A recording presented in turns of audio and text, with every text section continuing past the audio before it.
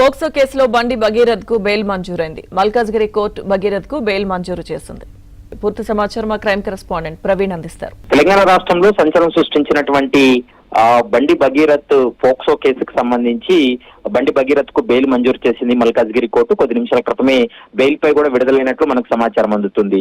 మరోవైపు గత నెల 16వ తారీఖున బండి భగీరథ్ ను పోలీసులు అరెస్టు చేసి జ్యుడిషియల్ రిమాండ్ కూడా తరలించారు. నెల రోజులకు పైగా తను జ్యుడిషియల్ రిమాండ్ లో ఉన్నాడు.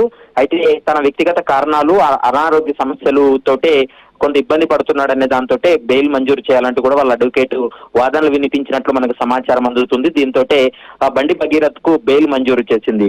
ఎందుకంటే ఈ పోక్సో కేసులో ఇప్పటికే పేట్ బషీరాబాద్ పోలీసులు ఇటు బాధితురాల యొక్క స్టేట్మెంట్ రికార్డ్ చేయడం జరిగింది. భగీరథ్ ను కూడా జ్యుడిషియల్ రిమాండ్ కి తరలించిన తర్వాత అతన్ని కస్టడీలోకి తీసుకొని కూడా సుదీర్ఘంగా విచారణ జరిపిన తర్వాత అతన్ని రిమాండ్ కూడా తరలించినటువంటి పరిస్థితి. ప్రస్తుతం బండి భగీరథ్ కు ఏ గ్రౌండ్స్ కింద బెయిల్ మంజూరు చేసింది అనేటువంటి అంశానికి సంబంధించి మరికొద్దిసేపట్లో క్లారిటీ వచ్చే అవకాశం ఉంటుంది. ఆ బెయిల్ ఆర్డర్ లో అంశాలన్నీ కూడా పొందుపరిచి ఉంటారు కాబట్టి మరికొద్దిసేపట్లో అంశాలపైన క్లారిటీ వచ్చే అవకాశం ఉంది. ప్రస్తుతం అయితే మాత్రం జ్యుడిషియల్ రిమాండ్ లో ఉన్నటువంటి బండి భగీరథ్ కి అయితే మాత్రం బెయిల్ మంజూరు చేస్తూ మల్కాజ్గిరి కోర్టు నిర్ణయం తీసుకుంది. భగీరథ్ కూడా ఇప్పటికే జైలు నుంచి విడుదలైనట్లు మనకు సమాచారం అందుతుంది.